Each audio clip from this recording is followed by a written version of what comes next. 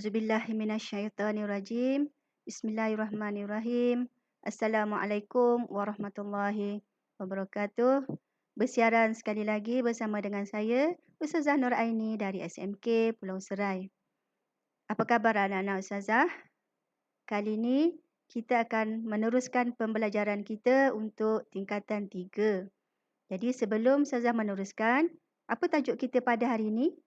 Okey, baiklah. Anak-anak cuba tengok dahulu apa yang ada di skrin sekarang. Okey, itu adalah gambar seekor burung sedang terbang.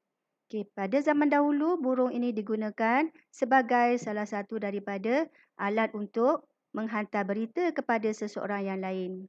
Jadi, burung merupakan salah satu daripada alat komunikasi pada suatu ketika dahulu. Jadi pada hari ini kita nak belajar tentang adab komunikasi. Okey, jom kita teruskan. Okey, adab berkomunikasi. Anak-anak boleh rujuk buku teks muka surat 203. Ini adalah bidang akhlak Islamiah. Okey, seperti mana biasa sebelum kita meneruskan, mari kita lihat terlebih dahulu standard kandungan. Okey, yang pertama 6.13.1 menyatakan maksud komunikasi. Kemudian yang kedua 6.13.2 menyatakan adab berkomunikasi.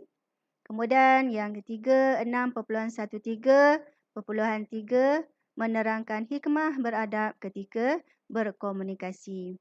Okey, mari kita lihat satu persatu berkenaan dengan adab berkomunikasi. Okey, kita lihat terlebih dahulu apa maksud komunikasi. Okey, komunikasi dari sudut bahasa bermaksud perhubungan. Manakala dari sudut istilah ialah hubungan di antara dua individu ataupun lebih secara langsung melalui perantaraan, contohnya melalui email, melalui panggilan telefon ataupun melalui radio. Okey, kita lihat seterusnya prinsip-prinsip komunikasi. Okey, prinsip yang pertama iaitu qaulan ma'rufa, kata-kata yang baik.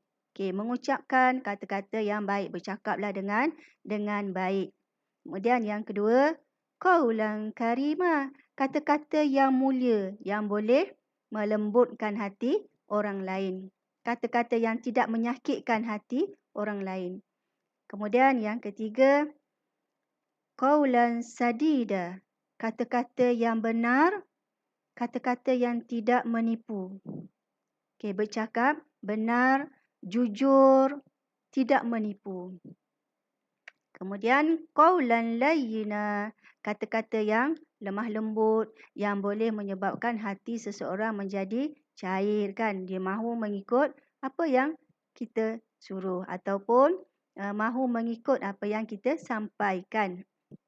Okey, kemudian kata-kata yang mudah difahami. Qaulan maisuro, kata-kata yang senang faham. Arahan yang senang faham. Yang tidak berbelit-belit, yang mudah difahami. Kemudian yang terakhir sekali, qaulan baligha, kata-kata yang tepat yang mana boleh menyentuh hati dan boleh memberi kesan kepada jiwa seseorang. Ini adalah prinsip-prinsip komunikasi. Okey, kita lihat yang seterusnya. Apa adab-adab ketika kita bercakap? Okey. Yang pertama, sekiranya kita berkomunikasi dengan rakan-rakan kita, berbual dengan rakan-rakan kita, pastikan tidak lalai daripada tugas hakiki kita. Contohnya, solat. Okey, terlalu asyik bersembang ataupun terlalu asyik bercakap-cakap dengan kawan-kawan sehinggakan lupa bahawa waktu solat hampir tamat. Okey, jadi adab komunikasi, jaga waktu solat kita ataupun jaga arahan daripada ibu bapa kita yang menyebabkan kita tidak lalai daripada menjalankan tugas kita. Okey, kemudian maklumat yang sahih.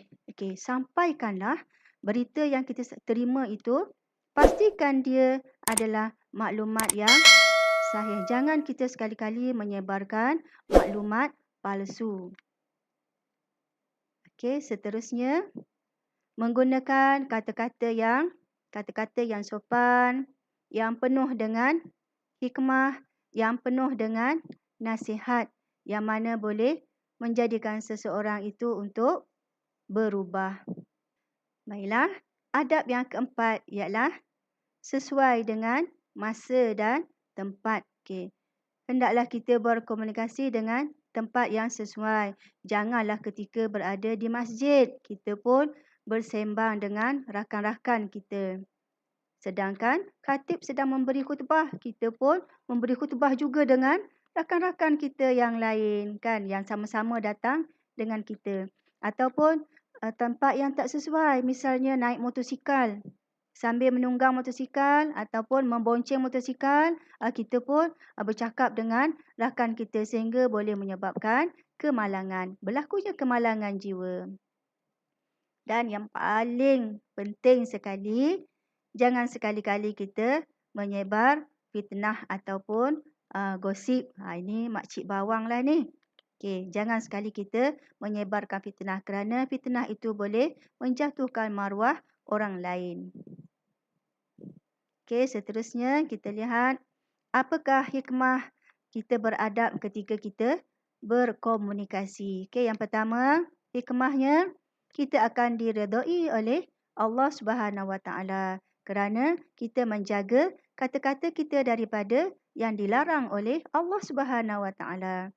Kemudian yang kedua, dipandang tinggi oleh orang lain kerana kita menggunakan kata-kata yang baik, bercakap dengan sopan, penuh hikmah, menyebabkan orang lain memandang tinggi kepada kita.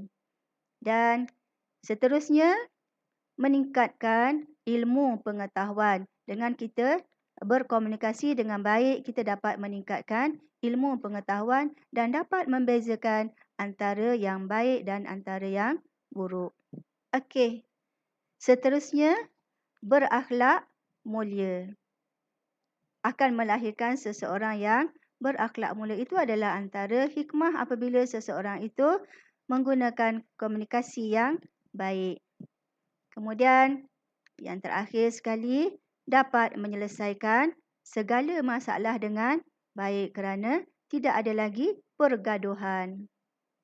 Okey, seterusnya, apakah hikmah adab berkomunikasi terhadap masyarakat? Okey.